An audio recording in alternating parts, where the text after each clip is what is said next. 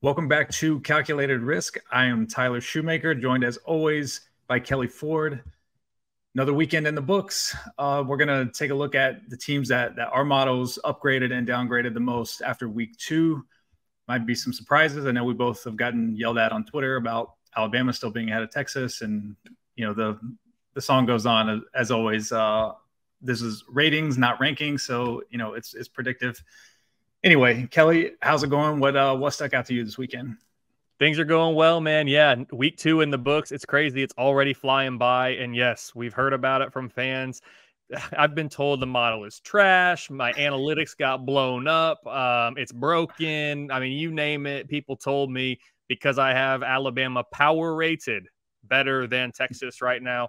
I clapped back at a couple, but I said, you know what? That's enough for me. I'm moving on with my day, and we'll go from there. But yeah, man, things are going well, and we know this is going to happen. Anytime you have a big game with 2 high-profile teams, when the underdog wins, especially early in the year, it's likely, I mean, more likely than not, if the gap was significant coming in, that the team that just lost is going to remain power rated higher than the team that won. Clemson and Duke, we saw that there too. Now, people didn't get as upset with that one because it wasn't Alabama, Texas. But same thing. Yeah. When you have these upset, I mean, Baylor, I had Baylor power rated better than Texas State after they lost to them, right? Anytime there's an upset, unless the teams were very, very close coming in or you're very late in the year, yeah, you're going to have that power rating kind of nuance, and it's a rating, not a ranking, as you talked about, Tyler. But yeah, man, it was a fun week. It was exciting.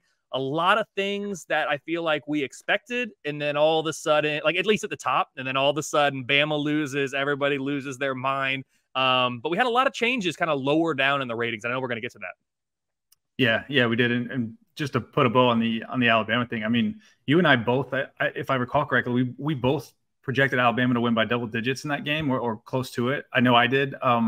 So yeah, I mean, you're not going to change a whole rate. You know, a rating's not going to swing 2 touchdowns after one game, you know, in a 10-point win, you know, where I don't think Texas was great. I think it was more about Alabama being pretty mediocre in that game than Texas being great. At least so my eyes told me, and the numbers seem to back that up.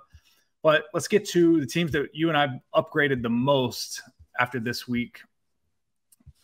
And Kelley's got the graphics up here on YouTube, so I'll run through mine real quick and let him run through his. So I think I've got like a top or 11 or 12 here because there was a tie there at the bottom, so I wanted to make sure we got everybody in there. But I've got Colorado, which I am being more aggressive with their formula, specifically, you know, just because of the roster turnover and everything we've talked about. I am being more aggressive with Colorado at this point. So they were my most upgraded team, followed by Northwestern, who won 38-7 over UTEP, who made this list last week for me. Then Rutgers again. So the bottom of the Big Ten, you know, taking a little step up. Hawaii, San Jose State, Georgia State, Ole Miss, New Mexico State in a loss. Sam Houston, Toledo, and Utah State for me. Tyler, let me ask before I get into mine, what do you now have Colorado power rated from a ranking standpoint? Where are they ranked in your power ratings? If you have that ranking, they are 41. Okay, yeah, so you have been a little bit more aggressive with them. I have them now up to number 56, which is still really good considering they started at I think number 98 for me or something like that. Yeah. So they've come up a long way. They were in my top, 2 or 3 biggest movers last week, and now they're in my top 5 biggest movers this week. For me, Tyler, it was all about the Mountain West, apparently this week for the movers. My top 3 movers all come from the Mountain West. I have Utah State up 4.9 points, but as I talked about last week, the biggest disconnect, the biggest kind of rough edge that you have in a power rating world is from week 1 to week 2. When you first introduced that in-season data, because if anyone remembers from last week, Oklahoma was my biggest riser a week ago, and they were up 6.9 points per game. This week, Utah State, my biggest riser, up 4.9. So 2 full points less of movement for the team that jumped the highest in my power ratings. Utah State up 20 spots in the rankings too, so that they were also a very large mover in the rankings, but it's the rating move that's more informative.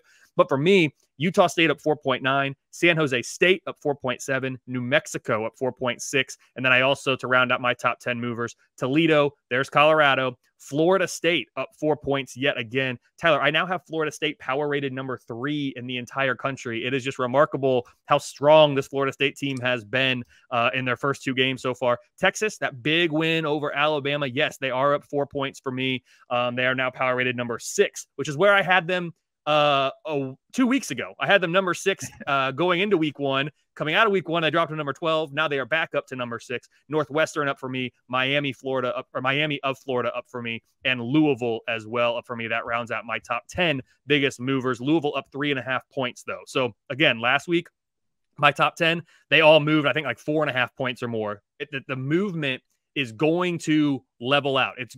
Water's going to find its level, and we're still going to get big movers when you have unexpected results. For example, Utah State, who put a 78-28 win on FCS Idaho State. Now, yes, it's FCS Idaho State, but my numbers projected Utah State to win that by 31. They won it by 50. So yeah, you're going to get a little bit of a bump here, even though your opponent wasn't very good at all. So we're leveling out, but we're still going to get movement week in, week out. The Mountain West, big winners for me in terms of the power ratings this week.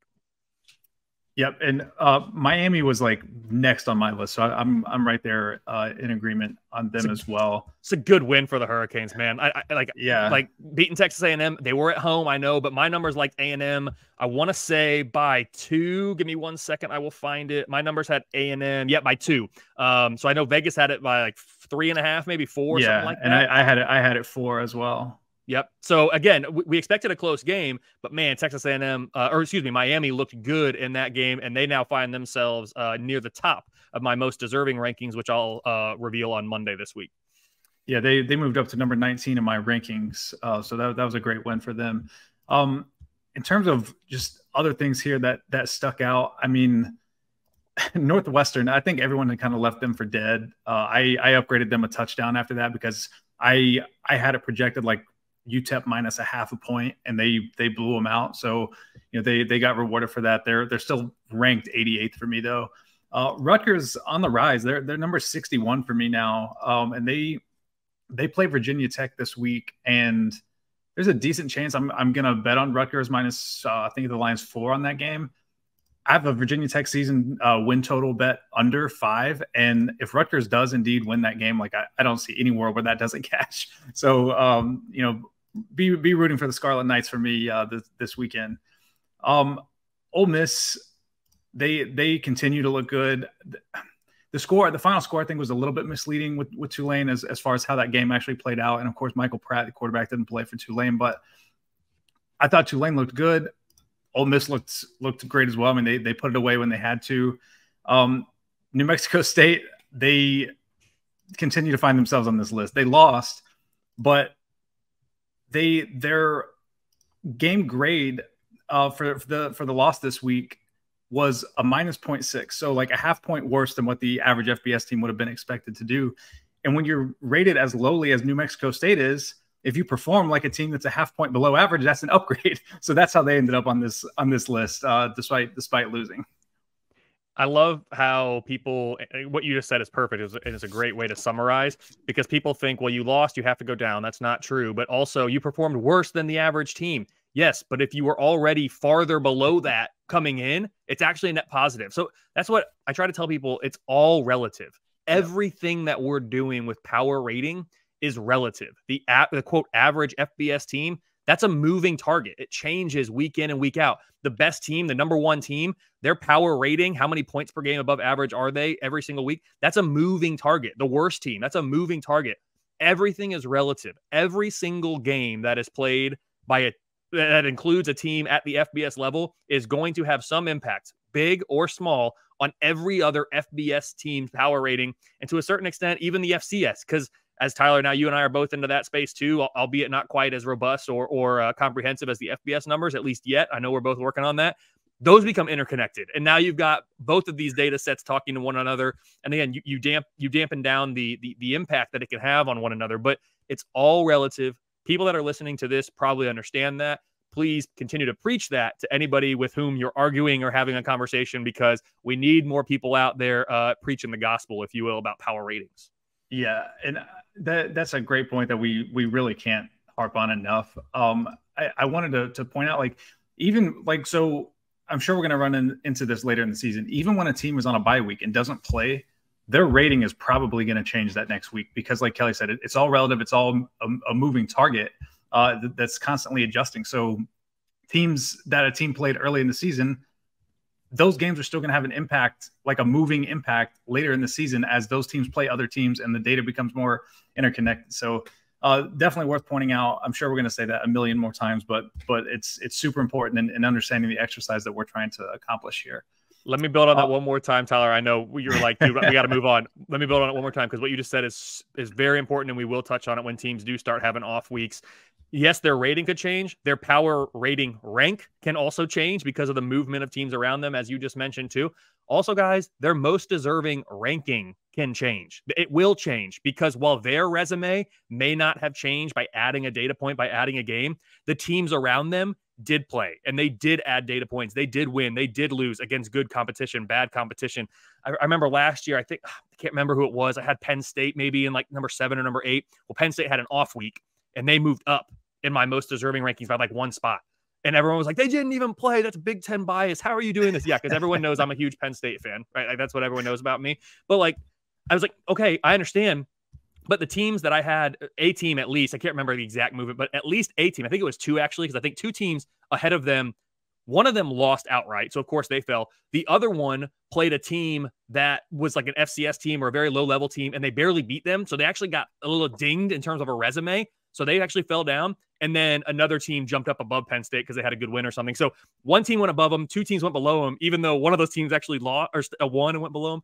People were losing their minds. And I was just like, guys, it's the same process every single week. It's rinse and repeat, but everybody has a fresh slate. Every time you start, it's like what the committee says they're supposed to do, right? In terms of everyone has a fresh slate. We're evaluating the resumes from scratch every week because opponents, their resumes are changing and that all works together. Same thing with my most deserving.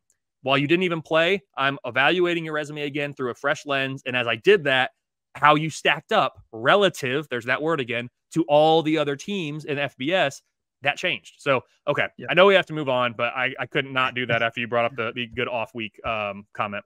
Yeah, no, that's super important. So let's move on to the teams that we downgraded the most. And I mean, I think just from a simply looking at the box score, looking at the final score, you're number 1, Nevada here.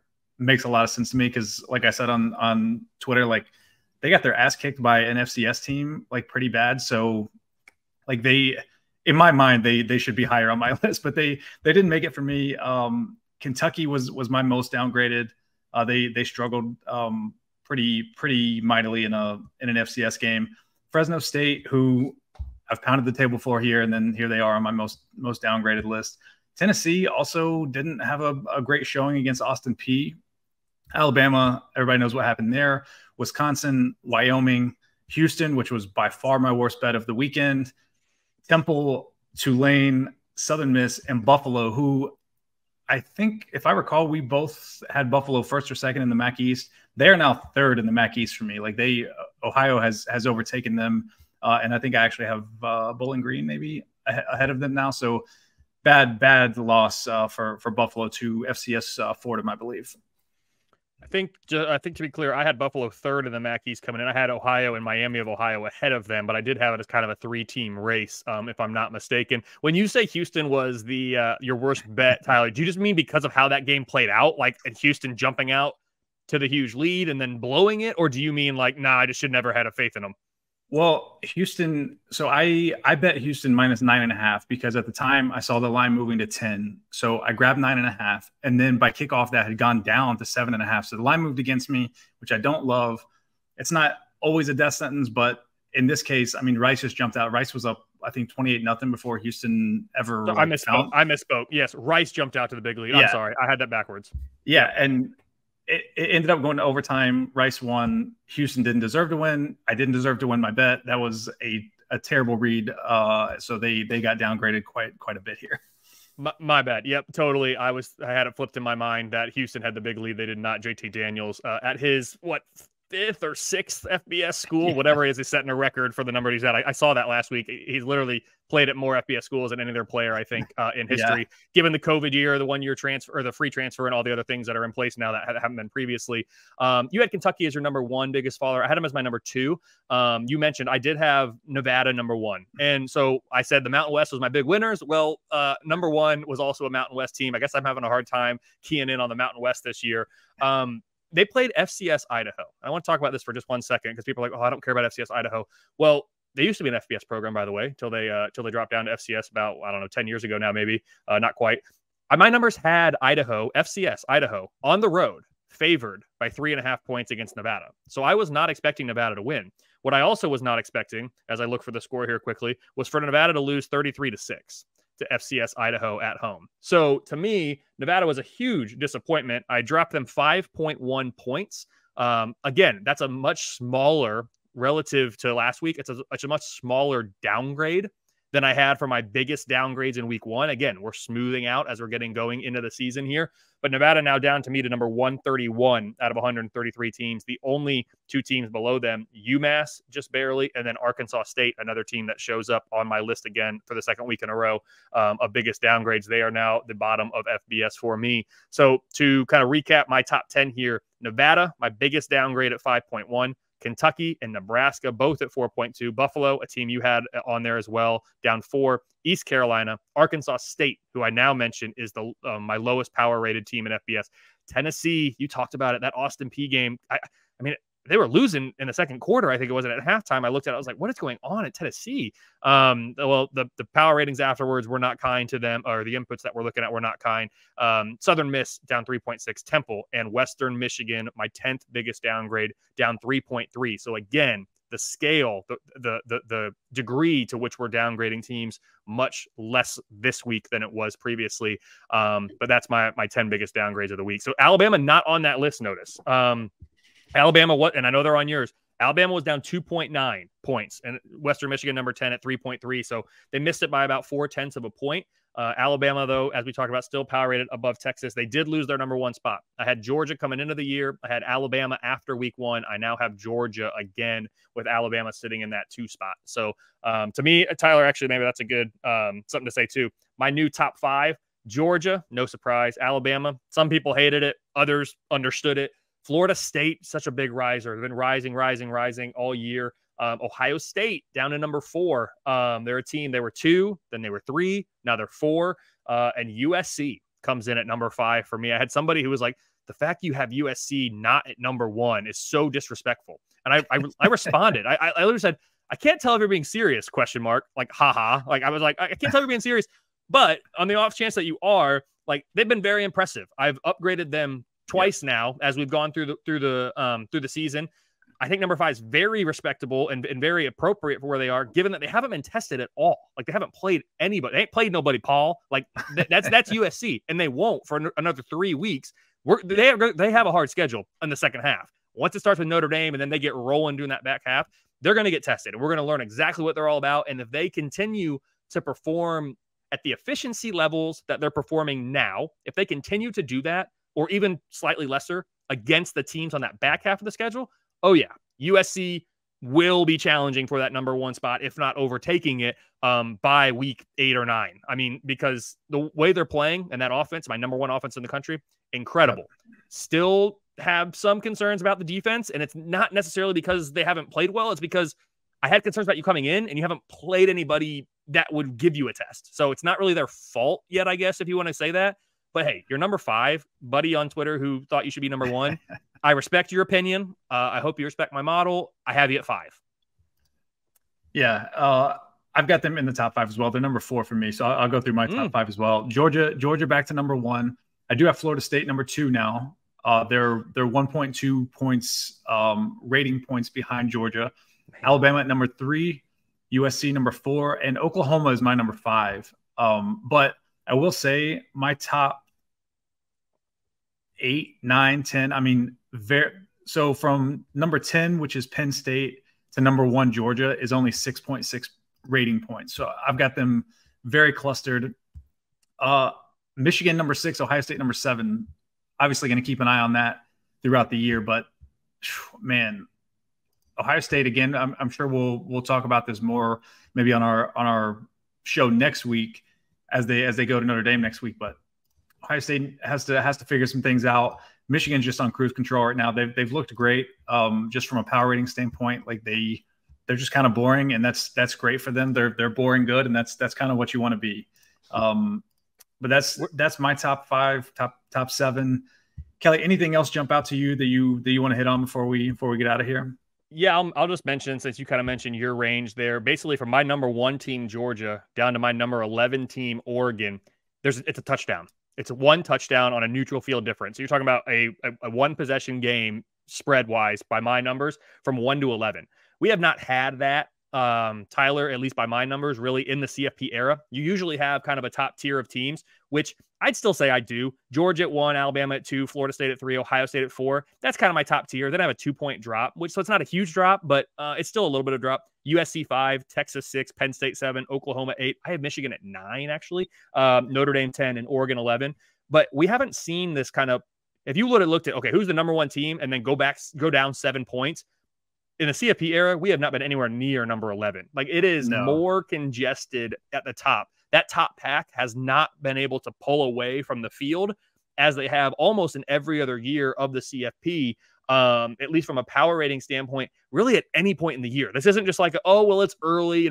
Yes, it is early. And yes, those teams at the top could figure it out and could start firing on all cylinders, and they could pull away. Absolutely. That's a possibility, but it is not uncommon, as I look back at my, recent years of ratings, to have a team power rated 31, 32, 33 points per game above average. Georgia's my number 1 at 27.4.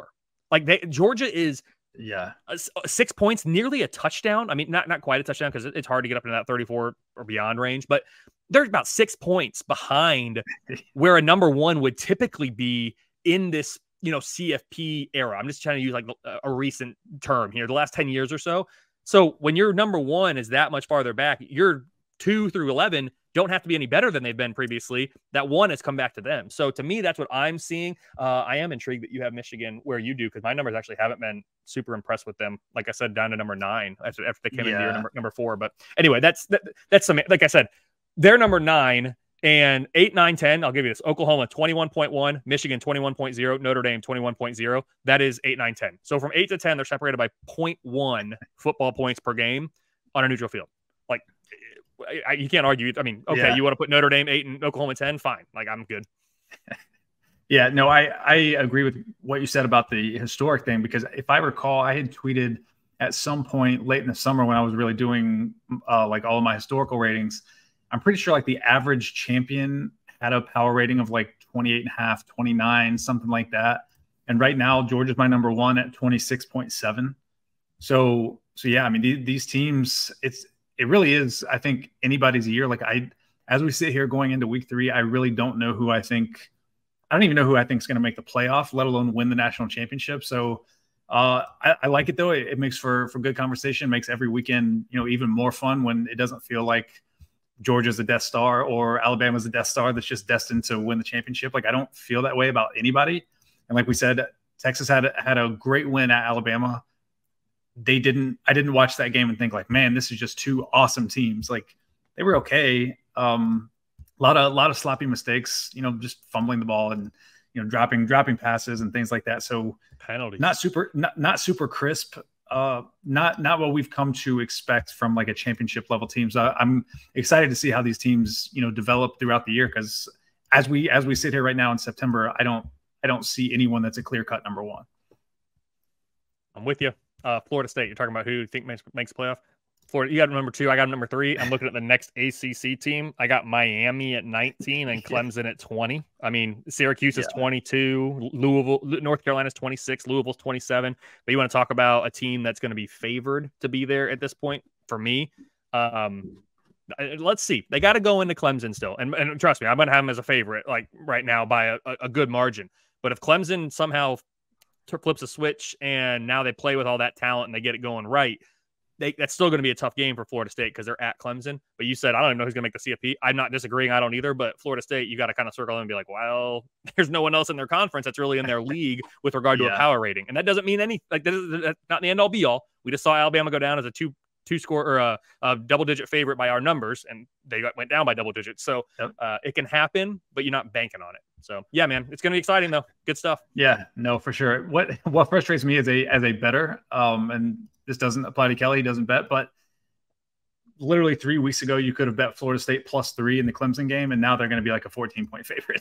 So that kind of irks me that I didn't have the foresight to do that. But nonetheless, another great weekend. Looking forward to this week. We'll be back on Thursday with our week 3 look ahead, talk about the marquee matchups, some under the radar games, and anything else that comes to mind at that point. But make sure you follow the show on YouTube at Saturday Glory. Make sure you subscribe on Spotify, wherever you find your podcasts. For Kelley Ford, I'm Tyler Shoemaker, and that was Calculated Risk.